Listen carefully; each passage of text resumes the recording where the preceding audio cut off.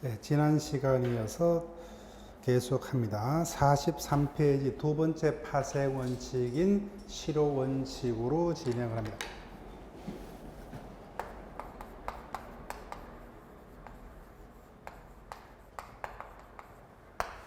자, 실효 원칙요. 일단 대표적인 예를 설명을 할게요.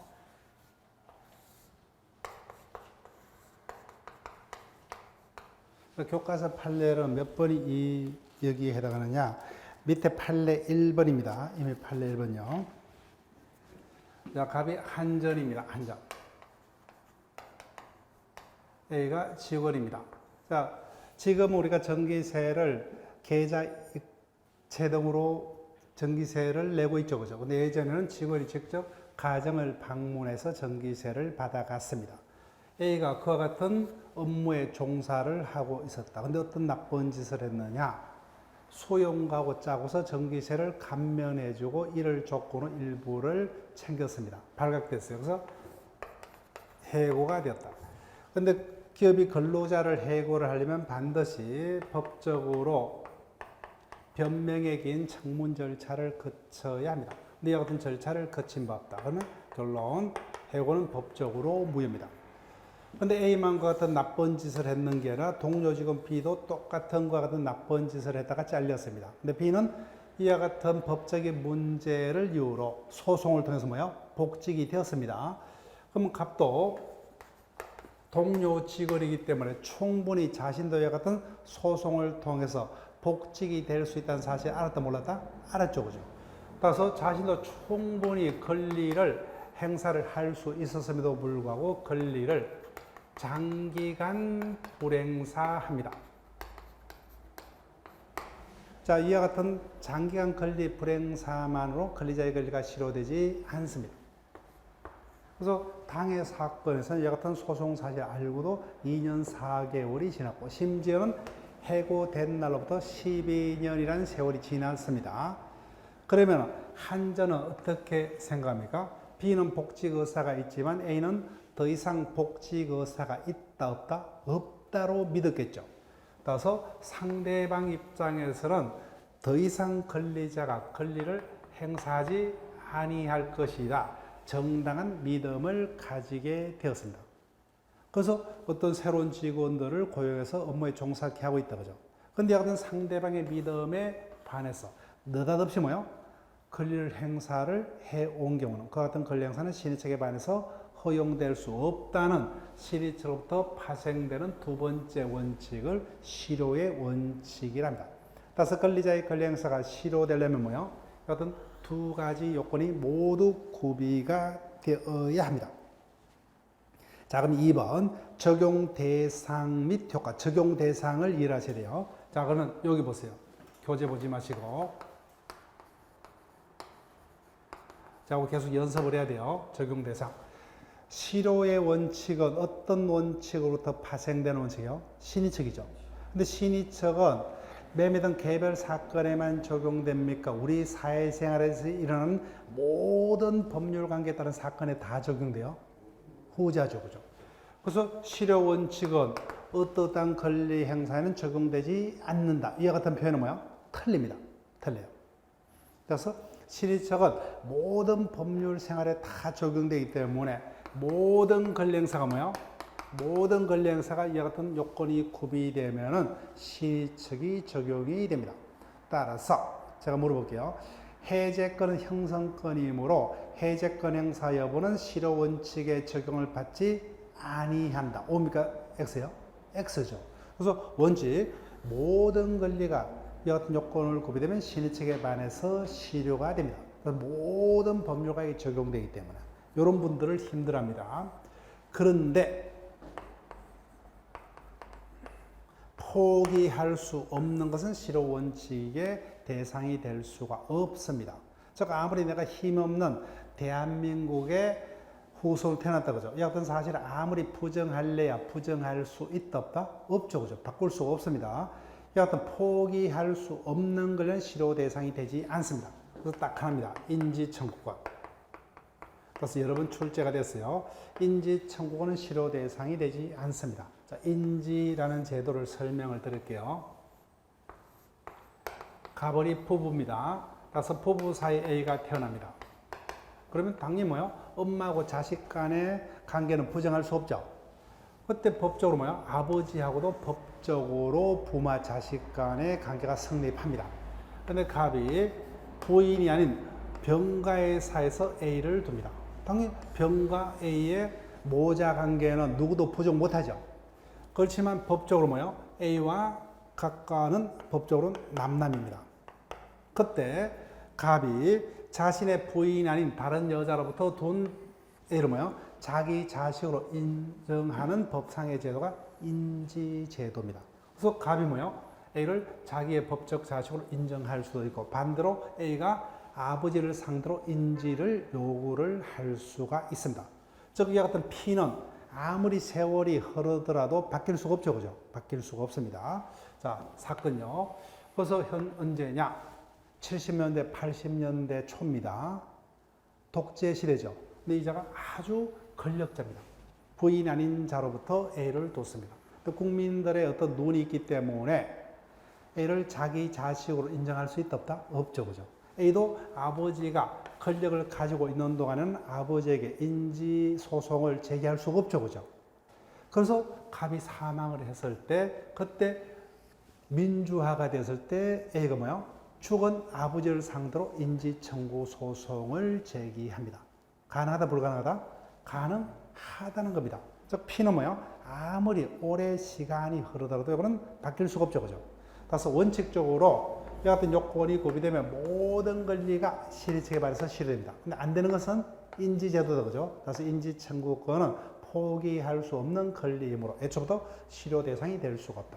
따라서 그런 경우를 제하고는 어떤 권리 행사는 실효 원칙의 지배를 받지 않는다. 이 같은 표현은 틀립니다.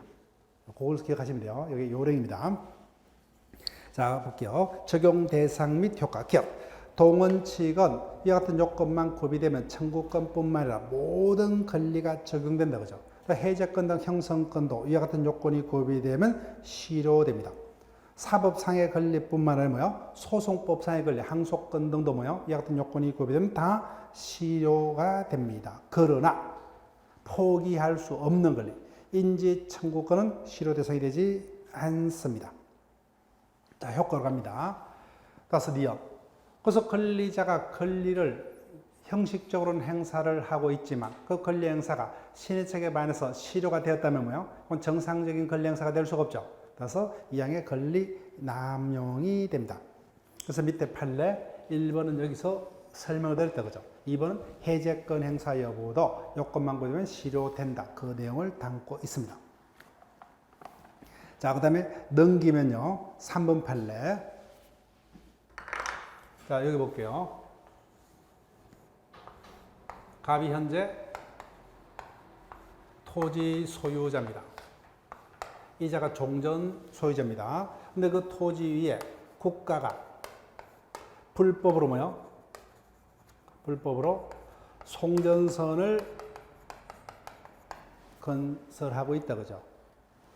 그러면은 토지 소유자는 국가를 상대로 송전선 철거 주장 내지 그에 따른 부당이득을 청구할 수 있겠죠. 그죠? 근데 현재 이자가 토지 소유자 됐습니다. 근데 이자도 뭐요? 그럼 부당이득 등을 청구할 수 있다. 그죠?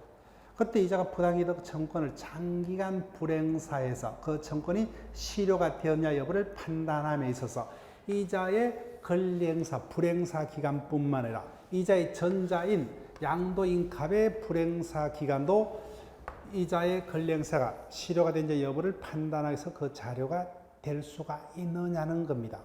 당연히 상식적으로 양도인의 어떤 권리 불행사를 양수인이 법적으로 책임질 필요가 있다 없다? 없죠. 그죠? 따라서 현재 토지 소유자의 권리 불행사가 실효가 되었냐 여부를 판단함에 있어서는 종전 토지 소유자의 권리 불행사는 그 판단의 기초 자료가 될 수 없다죠. 그래서 연자제는 안 됩니다. 그 다음에 4번. 인지 청구권은 포기할 수 없는 권리이므로 실효 대상이 되지 않습니다. 자, 두 번째 파생 원칙까지 봤습니다. 그래서 이 부분을 주의를 하셔야 돼요. 이 부분. 자, 그 다음 모순행위 금지 원칙.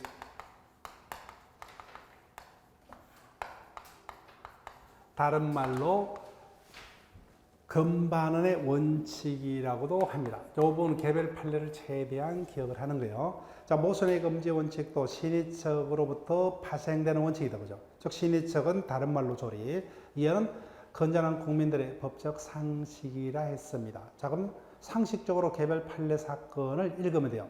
어려울 게 하나도 없습니다. 자, 볼게요. 요건. 행위자가, 자, 볼게요.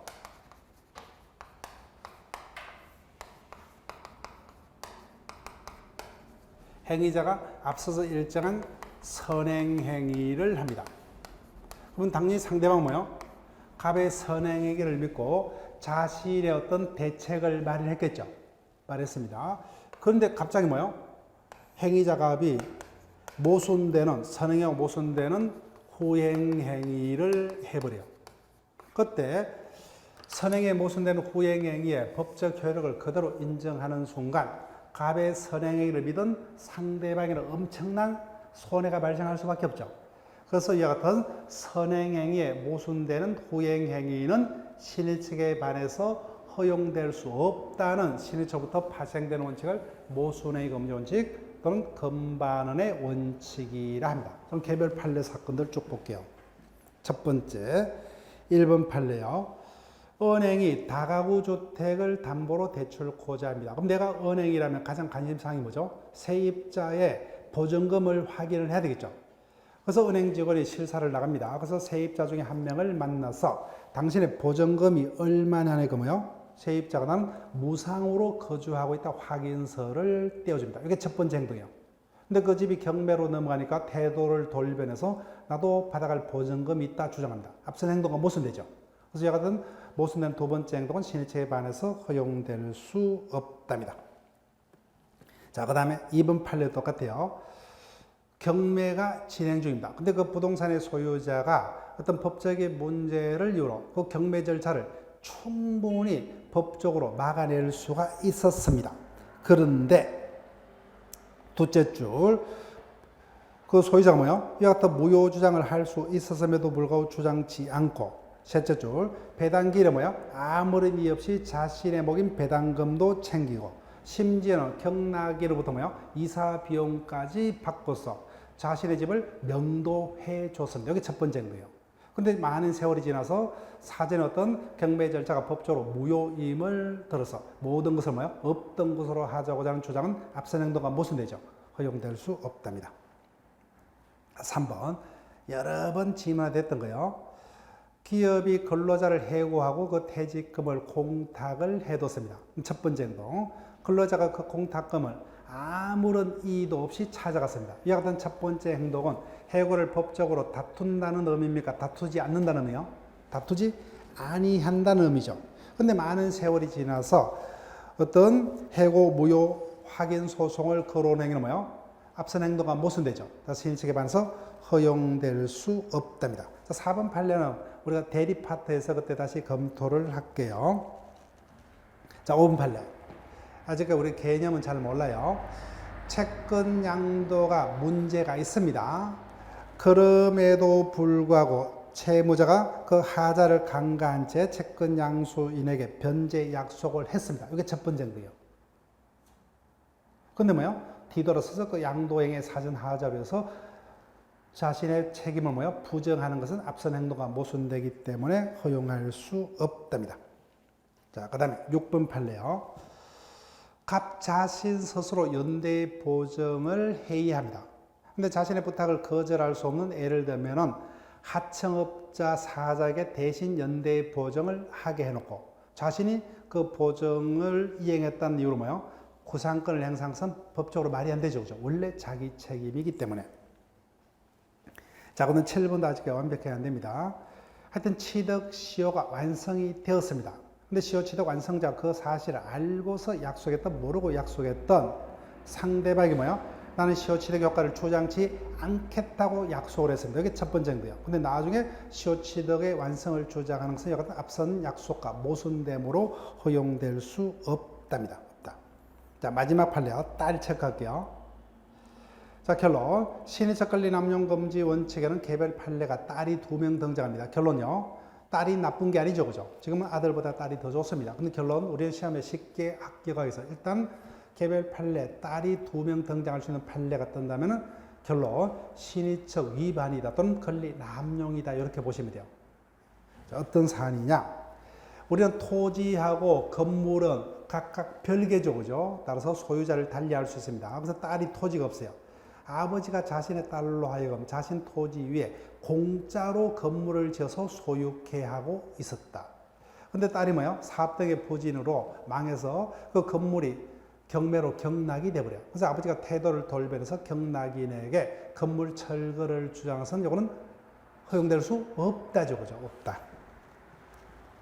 자, 지금까지 신의 성실의 원칙에 관한 논점을 봤습니다. 다시 한번 여러분들이 수업 시간에 반드시 시험관에서 체크해야 될 것을 체크해 드릴게요. 39페이지 다시 갑니다. 큰 2번 신의 성실의 원칙의 법적 성격. 신의 성실의 원칙은 모든 사건에 두루두루 적용되는 뭐예요? 일반 조항이다, 그죠? 그 순서가 개별 조항을 먼저 적용하고 신의척과 권리남용 보충적으로 적용됩니다. 그 3번 임의 법규가 아니라 뭐야? 강행 법규. 아주 단골 지문이고, 그 다음에 넘기시면은 40페이지 적용 범위. 1번 신의처가 민법 전체뿐만 아니라 모든 법률 관계에 다 적용된다, 그죠? 그 다음에 큰 4번요. 신의처의 기능. 신의처는 조리, 최종적인 민사 분쟁의 재판 기된 최종적인 법원이 되고, 그 다음에 쌍가리 2번요. 신의척을 적용하면서 구체적으로 당사자에게 어떤 권리와 의무가 인정되느냐, 권리, 의무의 내용을 명확히 하는 기능을 가지고. 쌍가로 3번. 개별 사건의 개별 법조항을 형식적으로, 기계적으로 적용하면서 생기는 어떤 상식에 맞지 않는 불합리를 신의척을 통해서 보정하는 뭐예요? 이와 같은 구체적 타당성의 보장 기능이고, 기타 신의척을 적용하면서 권리의 창설, 변경, 소멸 기능을 수행합니다. 페이지 5번. 신의척은 제한 능력자조도 개별 강행 법규와 관계에서는 적용이 되지 않는다, 그죠? 한 개. 그 다음에 42페이지야. 신의척부터는 다시 3가지 파생 원칙이 인정이 되더라, 그죠? 특히 사정 변경의 원칙의 실제 사건의 적용 여부와 관해서 판례는 아직까지 실제 사건에서는 해제권 행사는 한 번도 인정한 적이 없다. 다만 해제권 행사는 인정하더라. 실효의 원칙이 어디까지 적용될 것이냐, 그죠? 실효 원칙은 신의척의 파생 원칙이기 때문에 원칙 모든 권리가 요건을 구비되면 실효 원칙에 걸립니다. 다만 포기할 수 없는 인지청권 행사는 신의척의 실효 원칙의 지배를 받지 않더라, 그죠? 근데 모순행위 금지 원칙은 개별 판례를 최대한 기억을 하는 겁니다. 자, 그러면 45페이지로 옵니다.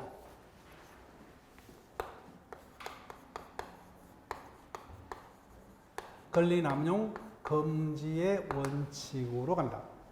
자, 2조 2항에서 권리는 남용하지 못한다고 되어 있다, 그죠? 다시 조문을 다시 한번 우리가 확인을 해볼게요. 38페이지로 돌아가 보세요. 38페이지. 제1의 2조 2항. 권리는 남용하지 못한다, 그죠? 그럼 권리 남용 금지 원칙이 뭐냐? 자, 교과서 의를 보세요. 외형적으로 봤을 때는 권리 행사 같이 보이지만 권리 행사는 절대적 자유가 아니죠. 일정한 한계가 있다, 그죠? 따라서 권리 행사가 그 한계를 벗어난 것은 허용될 수 없다는 원칙을 권리 남용 금지의 원칙이라 합니다. 자, 연역 손대지 마세요. 똑같습니다. 신의척과 더불어 로마법부터 유래합니다. 최초로 어느 법에서 규정을 했냐? 독일법에서 가장 먼저 규정을 했습니다. 프랑스는 뭐예요?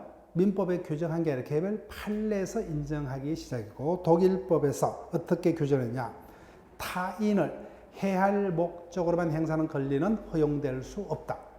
이렇게 규정을 했습니다. 그런데 그 이후에 서희서법은 권리를 남용하지 못한다 이렇게 되어 있죠. 자, 그럼 이 부분을 설명해 볼게요. 연역.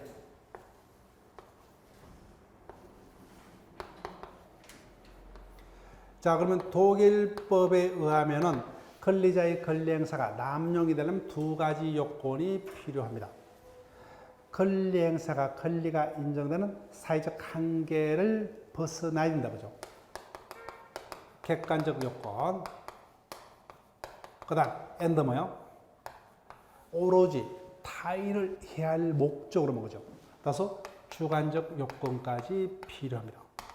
독일법에 하면 권리자의 권리행사가 남용이 되려면 이 같은 두 가지 요건이 구비되어야 됩니다.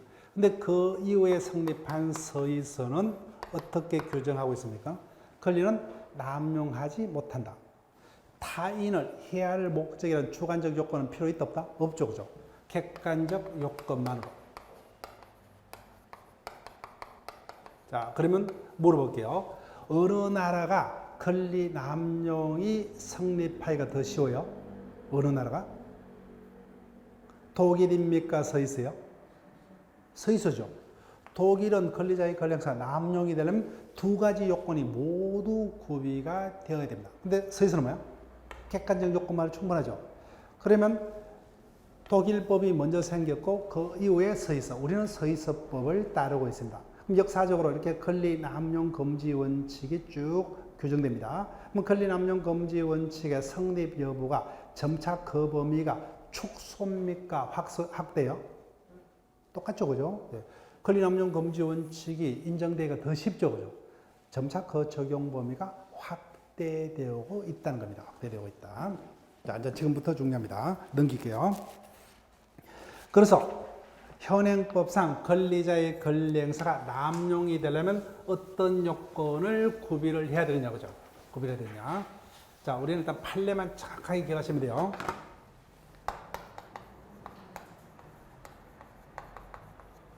첫 번째, 민법 규정입니다. 우리 민법 2조 2항은 서의서법을 따라서 권리를 남용하지 못한다 이렇게 되어 있죠. 따라서 타인을 해할 목적이라는 주관적 요건은 법에서 따로 요구치 않습니다. 즉 민법에서는 객관적 요건까지만 요구하고 있다. 그래서 학자들은 뭐요? 민법에 충실해서 타인을 해할 목적이란 주관적 요건은 따로 요구치 않습니다. 근데 우리는 학설은 필요 없죠. 판례부터만 정확하게 해요. 판례는 일관성이 없습니다. 일관성이 없어요. 그렇지만 판례는 원칙적으로 권리자의 권리 행사가 권리 남용이 되는 두 가지 객관적 요건 플러스 뭐요? 타인을 해할 의사인 주관적 요건까지 판례가 모두 요구하는 게 원칙입니다. 판례는 권리자의 권리 행사가 남용이 되려면 뭐요? 객관적 요건만은 충분하다, 부족하다? 부족합니다. 주관적 요건까지 모두 구비가 돼야 됩니다. 자, 원칙에서는 항상 예가 있죠. 예적으로 판례가 뭐예요? 객관적 요건만으로 권리자의 권리 행사를 남용으로 인정한 경우도 있다. 최근에 이 부분이 우리 시험에서 몇 번 출제가 됐어요. 그래서 원칙과 예 관계를 정확하게 기억하셔야 돼요. 권리 남용 금지 원칙은 이 부분이 가장 중요합니다. 자, 볼게요. 적용 요건. 첫 번째, 권리자의 권리 행사가 남용이 되려면 그 권리 행사가 권리가 인정된 사회적 한계를 벗어나야 됩니다. 자, 볼게요. 권리가 인정되는 사회적 목적에 부합하지 않는 권리의 적극적 행사 또는 불행사가 있어야 된다. 불행사분도 밑줄 그을게요. 즉 권리 남용이 성립하기 위해서 뭐예요? 적극적인 권리 행사뿐만 아니라 불성실한 불행사도 남용이 될 수가 있다는 겁니다. 있다. 자, 예를 들게 되면 우리가 세월호 사건에서 봤죠. 선장은 적극적으로 학생들을 적극적으로 살해했습니까? 소극적으로 살해했어요? 소극적으로 그렇죠. 구조 의무를 이행하지 않는 부작위한 살이죠. 그죠? 즉 일정한 행위를 행할 법상의 의무가 있는 자가 그 행위를 뭐야? 하지 아니한 불행사도 남용이 됩니다. 그래서 미성년자가 제대로 크려면 친권자가 성실히 친권을 행사해야 되겠죠. 그래서 갓난아이가 있다면 엄마가 잠을 자지 않고도 때에 맞춰서 우유를 메고 기저귀를 갈아줘야 되겠죠. 근데 잠이 온다는 핑계로 그런 것을 등한히 한다 그죠. 그게 친권 행사의 남용이 될 수가 있다는 겁니다. 자, 그 다음에 주관적 요건요. 권리 남용이 되기 위해서 타인을 해할 목적 등 주관적 요소가 필요하냐? 민법과 학설은 필요 없다 그죠. 근데 동그라미 3번요. 판례 정확히 기억하셔야 돼요.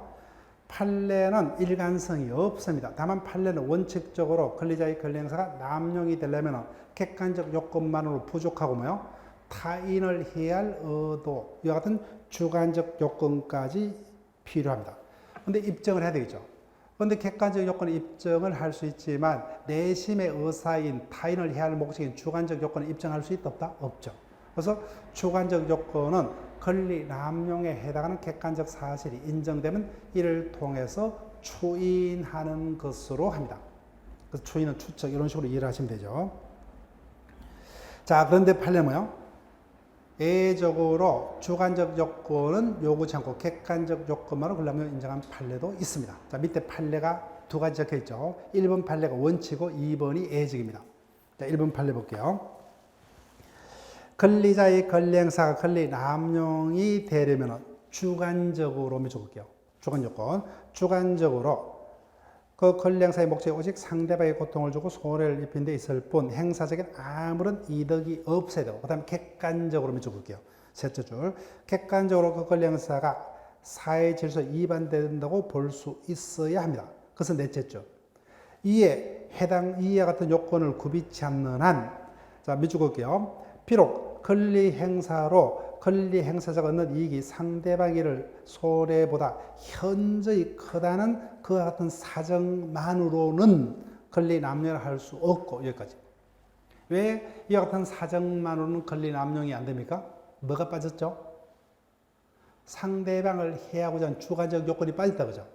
이와 같은 객관 요건, 주관 요건이 모두 구비가 되어야 합니다. 근데 객관적 요건은 입증이 쉽지만 주관적 요건은 내심으로 존재하기 때문에 입증이 힘들죠. 그래서 판례는 어떤 주관적 요건은 권리 남용에 해당하는 객관적 요건 사실에 인정되면 이를 통해서 추인할 수 있답니다. 그 다음 2번 상계권 행사 한번 적을게요.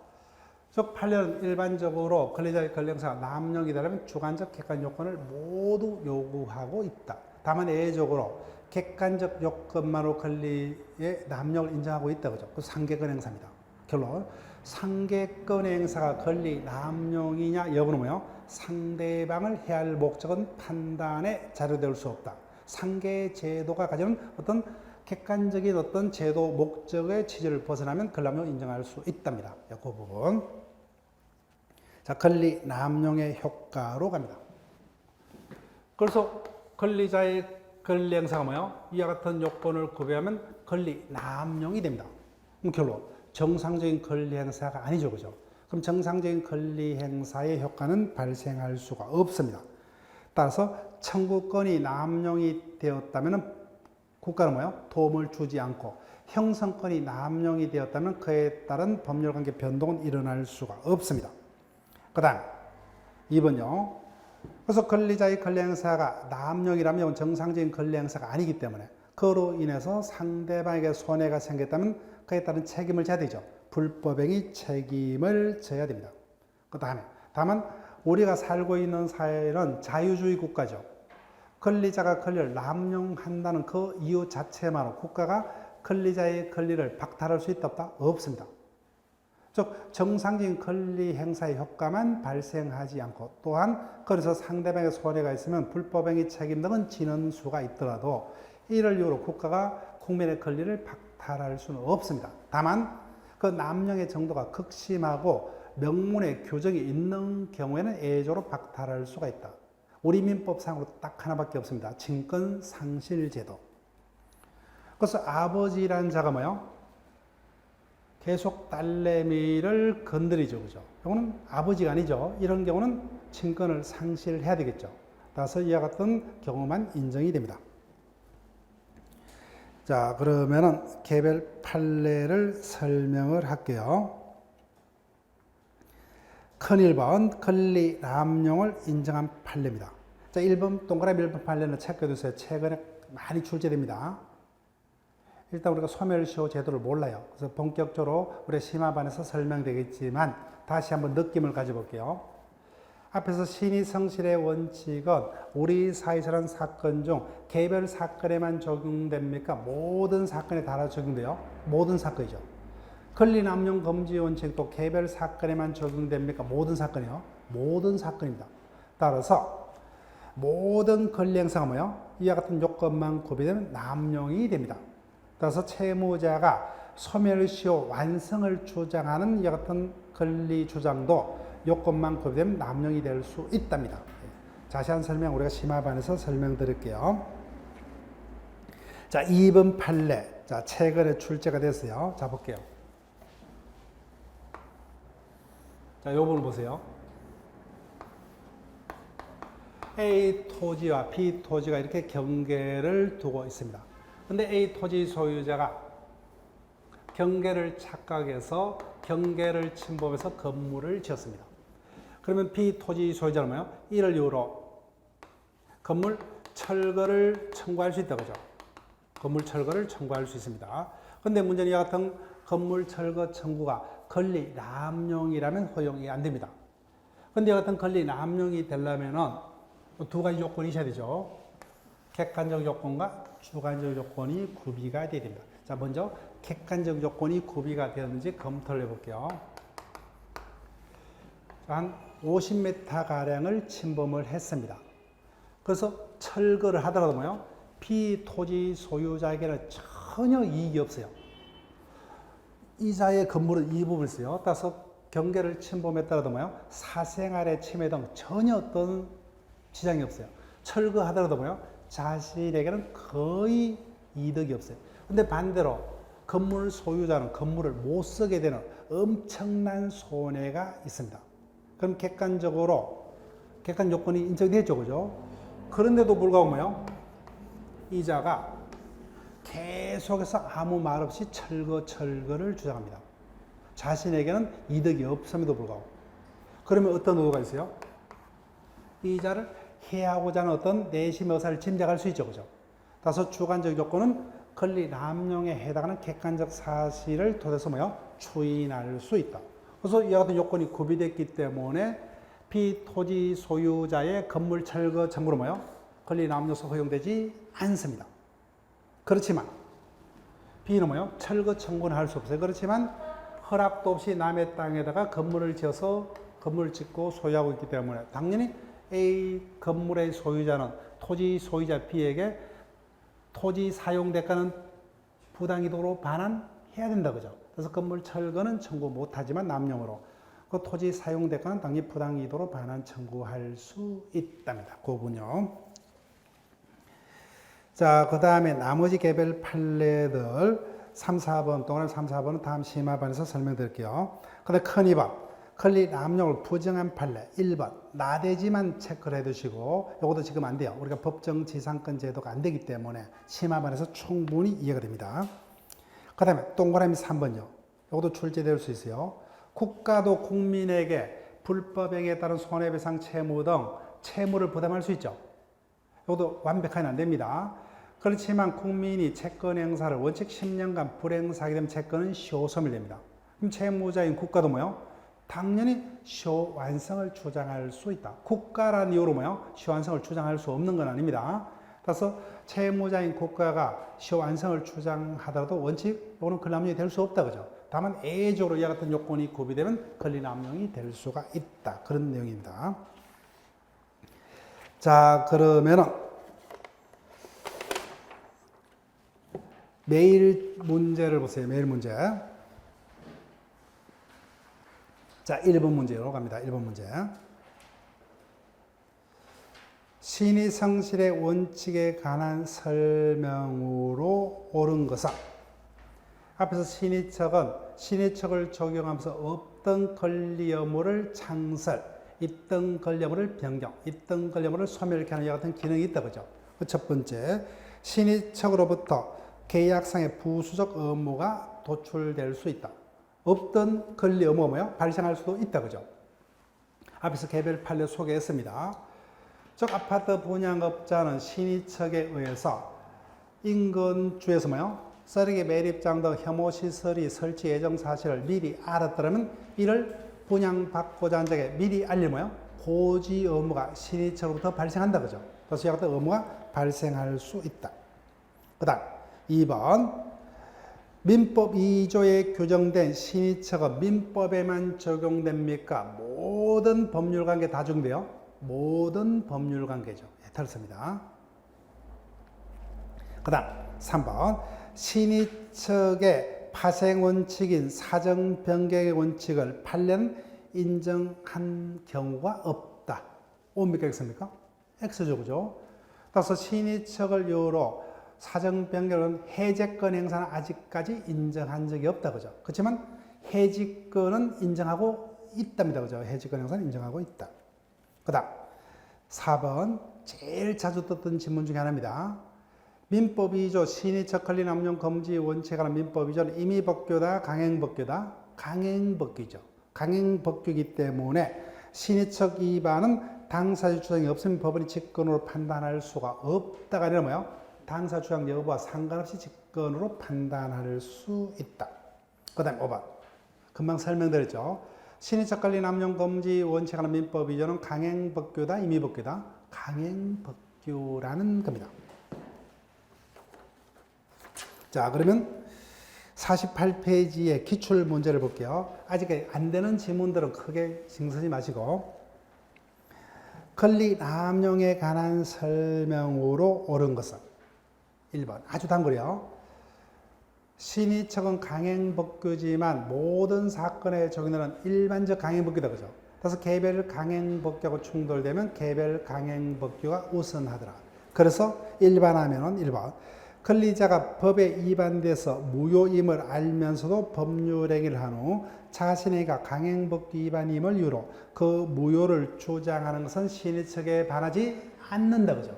그 권리 남용이 아니라는 겁니다. 제일 많이 떴던 단골 중에 하나입니다. 그 다음 2번 금방 1일 문제도 있었죠. 신의척 권리 남용 금지에 관한 민법 규정은 임의법규다, 강행법규다. 강행법규. 따라서 당사 주장 불문하고 법원이 뭐요? 신의척 위반 여부, 권리 남용 금지 원칙 위반 여부를 직권으로 판단할 수 있다죠. 있다. 예, 틀렸습니다. 그래서 3번 신의척 권리 남용 금지 원칙에 관한 민법 위조는 강행법규다, 그죠? 따라서 당사자 합의로 그 적용을 배제할 수 없다죠. 그래서 정답은 3번이고. 그 다음 4번 모든 권리 행사가 요건을 구비하면 권리 남용이 된다 그랬죠. 그래서 아까 소멸시효 아까 잘 모릅니다. 따라서 채무자가 소멸시효 완성을 주장하는 것도 뭐요? 요건을 구비하면 권리 남용으로서 허용되지 않습니다. 따라서 채무자가 소멸시효 완성을 주장한 권리 남용의 원칙에 지배를 받지 아니한다. 이런 표현은 틀린다 그러죠. 즉 모든 권리 행사가 요건만 구비되면 권리 남용이 됩니다. 그 다음 5번 권리 남용을 이유로 권리자의 권리를 박탈하는 경우는 없다. 딱 하나 있었죠. 친권 상실 제도가 있습니다. 자, 그 다음에 5절요. 권리 충돌과 경합으로 간다. 자, 이 파트는 모의고사는 출제되겠지만 현실적으로 우리 시험에서 출제 가능성 상당히 떨어집니다. 그렇지만 그 개념들을 알아셔야 돼요. 최근에는 충돌과 경합은 우리 시험에서 15회차 문제에서 한번 출제가 됐어요. 그 이후로는 등장하지 않은 주제입니다. 자, 먼저 충돌로 갑니다. 충돌. 자, 여기 볼게요.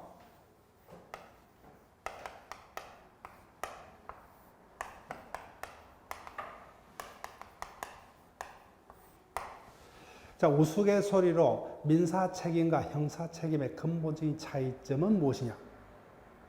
형사적 책임은 뭐야? 몸으로 떼우는 책임입니다. 근데 민사 책임은 뭐야? 돈으로 떼우는 책임이에요. 돈으로.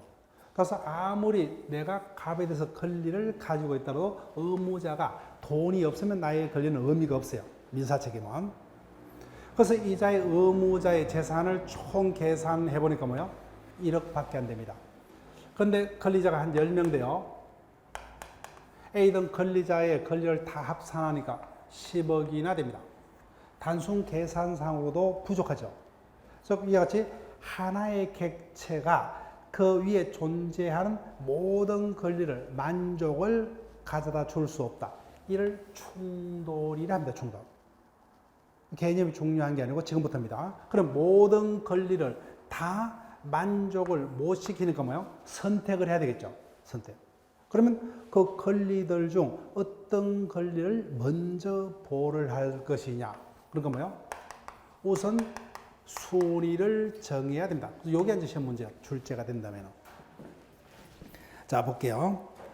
그래서 첫 번째, 쌍글 1번요. 물건 상호 간의 순위. 우리가 지난주에 했습니다. 자, 여기 보세요. 갑 소유 토지 위에 갑이 소유권이라는 권리를 가지고 있다, 그죠?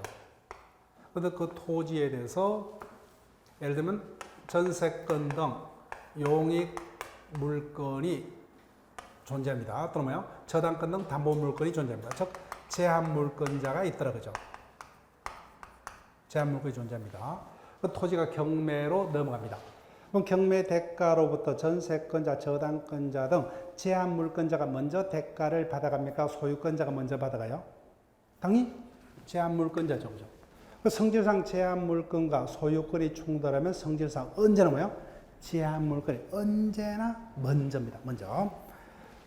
그 다음 두 번째, 제한 물건끼리 뭐요? 그러면 전세권과 저당권은 누가 이기느냐는 거죠. 어떻게 돼요? 이거는 등기부로 봐야 되겠죠. 성립 선호에 따라서 먼저 성립한 물건이 우선합니다. 그 다음에 옆에지요. 채권 간의 충돌. 채권은 성립 선호, 채권의 액수의 유무를 불문하고 뭐요? 채권은 원칙 평등합니다. 평등. 결론 뭐요? 먼저 받아가는 자가 임자입니다. 따라서 선행주의가 우선합니다. 여기 선행주의라는 것은 뭐예요? 먼저 성립한 채권이 우선한다는 그런 단어가 아니에요. 먼저 채무자로부터 뭐예요? 변제받는 자가 임자다. 그런 의미예요. 다만 예외적으로 채무자가 망했다, 그죠? 그때는 채권액에 따라서 법원이 안분해서 나눠줍니다. 자, 그 다음에 쌍가루 3번요. 물건과 채권의 충돌. 자, 지난주에 배웠던 부분을 떠올려볼게요. 채권은 모든 자에게 주장할 수 있는 절대권입니까? 채무자에게만 주장할 수 있는 상대권이요? 후자죠. 근데 소유권 등 물건은 뭐예요? 누구에게나 주장할 수 있는 절대권이죠. 그럼 당연히 절대권과 채권이 싸우면 당연히 누가 이깁니까? 절대권이 이긴다, 그죠? 그래서 원칙적으로 채권과 물건은 성립 선호 불문하고 절대권이 뭐예요? 물건이 우선을 합니다. 다만 채권일자도 뭐예요? 등기가 돼버렸다, 그죠? 그때는 물건과 성립 서류를 따집니다. 따라서 채권이라도 뭐예요? 등기된 부동산 임차권, 주택임대차 보호법상의 뭐예요? 확정일자와 대항력을 구비한 여하튼 임차권 등은 전세권 등 물건과 성립 선호에 따라서 우열이 판단됩니다. 그런데 3번이요. 우리 법은 경제적 약자를 보호를 할 목적, 일정한 채권은 뭐예요? 저당권 등 물건과 성립 선호 따지지 않고 뭐예요? 언제나 정책적으로 최우선적으로 보호를 합니다. 3개월치 임금 채권, 3년치 퇴직금 채권, 그 다음에 주택임대차보호법상의 소액보전금은 경제적 약자를 보호를 할 목적으로 정책적으로 저당권 등 물건보다 뭐예요? 성립선을 안 따지고 최우선적으로 보호를 합니다. 자, 그 다음 경합이라는 단어를 설명드릴게요. 자, 경합이라는 단어의 의미는 기억하셔야 돼요. 자, 그럼 단어만 보더라도 권리의 경합이죠. 그럼 권리자에게 권리 하나만 생긴다는 겁니까? 권리자에게 여러 개의 권리가 동시에 생긴다는 거예요? 후자입니다.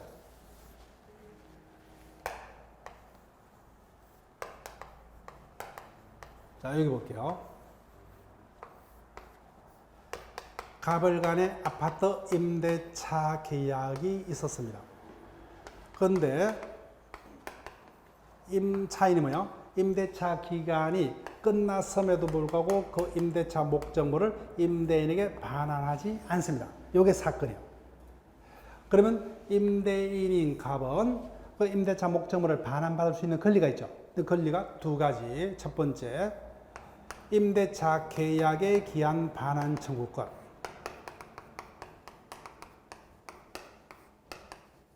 반환 청구권. 그 다음에 두 번째, 갑이 소유자라면 뭐예요? 소유권에 기한 반환 청구권. 이 같은 두 가지 권리가 갑에게 동시에 발생합니다. 목적도 뭐예요? 동일하죠. 돌려받는다, 목적 동일합니다. 그래서 1번 권리를 행사를 했던, 2번 권리를 행사했던 돌려받으면 뭐예요? 목적이 달성됐기 때문에 나머지 행사치 않는 권리도 당연히 자동으로 소멸한다, 그죠? 이를 경합이란다. 즉, 이 어떤 하나의 사건이 있으면 여러 개가 이게 경합적으로 발생한 게 원칙이요. 어떤 살인 사건이 터졌을 때 살인죄만 성립하는 게 아니라 뭐요? 증거를 감추겠죠. 그럼 증거인멸죄 또는 뭐요? 정인덕의 위정을 교사한다 뭐예요? 위정교사죄 뭐 여러 가지 어떤 범죄가 동시에 같이 발생하는 게 일반적입니다. 이런 뭐요? 경합이라는 단어를 씁니다. 자, 이 경우 뭐요? 각각 권리의 발생 요건과 효건이 다릅니다. 따라서 내가 갑이란 뭐요? 권리 행사 순서 자유입니다. 동시 또는 이시에 뭐요? 자유로이 권리 행사할 수가 있다. 그래서 1번 권리를 행사했다는 이유로 뭐요? 2번 권리가 소멸하는 것도 아니다. 그죠? 소멸도 각각입니다. 그때 보겠지만 1번 권리 행사는 채권적 성질을 가지므로 이거는 10년간 불행사하면 소멸합니다. 근데 소유권에 대한 권리 행사는 뭐요? 소멸시효 대상이 안 됩니다. 다만 목적이 동일하기 때문에 갑이 뭐요? 1번을 행사했던 2번을 행사했던 돌려받으면 뭐요? 목적이 달성됐기 때문에 나머지 권리도 소멸합니다. 그런 경우가 아니면 각자 따로따로입니다. 따로따로. 자, 그래서 의, 고부를 기억하시고 효과 보세요. 2번. 그래서 각 권리는 뭐야? 그 발생 요건이 다르기 때문에 각각 독립된 권리입니다. 따라서 내가 권리자라면 각각 권리를 서로서로 뭐야? 독립적으로 행사할 수 있다. 이시 또는 동시에 행사할 수 있고 하나의 권리를 행사했다는 이유 자체만으로 나머지 권리가 소멸하는 것이 아닙니다. 시효 소멸도 따로따로요. 다만 행사의 목적은 동일하다. 그죠? 따라서 어느 하나의 권리 행사를 통해서 목적이 달성이 되었다면 나머지 권리도 목적이 달성됐기 때문에 자동적으로 소멸합니다. 자, 볼게요. 제목이 권리 경합이죠. 여기 볼게요. 법규의 경합. 자, 그러면 권리 경합과 법규의 경합은 상대 개념이기 때문에 읽기 전에 결론을 물어볼게요. 법규 경합의 경우는 권리자에게 권리가 여러 개 생긴다는 겁니까? 상대 개념이기 때문에 하나만 생긴다는 거겠어요? 상대 개념이라고 그랬죠. 따라서 권리의 경합의 경우는 권리자에게 여러 개의 권리가 동시에 발생합니다. 근데 법규 경합은 상대 개념이기 때문에 여러 개의 권리가 권리자에게 동시에 생기는 것이 아니라 뭐야? 하나의 권리만 발생을 합니다. 자, 교과서 보세요. 국가 공무원이 공무 수행과 가서 차를 운행을 하다가 국민인 행위를 치어 다치겠다. 그럼 급복에는 뭐요? 민법에 따른 어떤 손해배상 책임도 발생할 것 같고 또는 뭐요? 국가배상법에 따른 손해배상 책임도 발생할 것 같습니다. 근데 처음부터 뭐요? 민법과 국가배상법 관계를 판단하면은 국가배상법이 민법에 대한 특별법에 해당한다. 그럼 애초부터 뭐요? 특별법만이 우선해서 적용되기 때문에 국민에게는 뭐요? 국가배상법상의 권리 하나만 생깁니다. 이를 법규의 경합이라 합니다. 자, 그러면은 매일 문제 2번을 보세요. 자, 오늘 나갔던 문제, 매일 문제요. 매일 정리 노트. 권리 경합과 총달에 관한 설명 중 틀린 것은 1번. 권리 경합이나 법규의 경합은 모두 여러 개의 권리가 발생한다는 점에서 같다. 왜 틀렸어요? 권리 경합의 경우는 권리자에게 여러 개의 권리가 동시에 생긴다. 그죠? 근데 법규의 경합의 경우는 특별법상의 권리 하나만 권리자에게 발생하죠. 예, 틀렸습니다. 그 다음 2번. 판례에 의하면 임차인이 임차물을 고의 또는 가실로 훼손한 경우, 임차인은 임대차 계획이 끝나면은 그 물건은 뭐예요? 그 상태로 온전하게 제대로 보관하다가 돌려줘야 되겠죠. 그럼 이 같은 임대차상의 의무를 위반했다 그죠? 임대차 계약상의 채무 불이행 책임도 성립하고, 그 다음에 위법하게 타인의 물건을 훼손했기 때문에 불법 행위에 따른 손해배상 책임이 두 개가 동시에 발생한다 그죠? 대표적인 경합의 예 중에 하나입니다. 그 다음 3번 채권 상호간의 원칙적으로 뭐요? 평등이죠. 그죠? 평등. 성립선고 불문하고. 그럼 4번 물건과 채권이 충돌할 때는 물건은 절대권, 채권은 상대권. 원칙적으로 물건이 우선한다. 그죠? 다만 채권이라도 등기된 부동산 임차권 등은 성립선고죠. 그죠? 따라서 임차권이 먼저 등기된 이후에 성립한 저당권 등 물건에는 임차권이 우선합니다. 자, 그 다음 5번 동일 무리에 성립하는 동종의 제한물권 간에는 즉 저당권이 여러 개 존재한다 그죠? 상호간에 어떻게 해요? 성립선이죠 그죠? 따라서 1번 저당권이 이하 저당권보다 우선합니다. 자 여기까지요. 자 교과서 문제는 아직까지 우리가 안 되니까 다음에 자 설명을 합니다. 잠깐 쉬었다가 뭐요? 구체적으로 사건의 보호라는 논점은 생략해도 됩니다. 56페이지 제3장 권리주체로 갑니다. 자, 쉬었다가 진행합니다.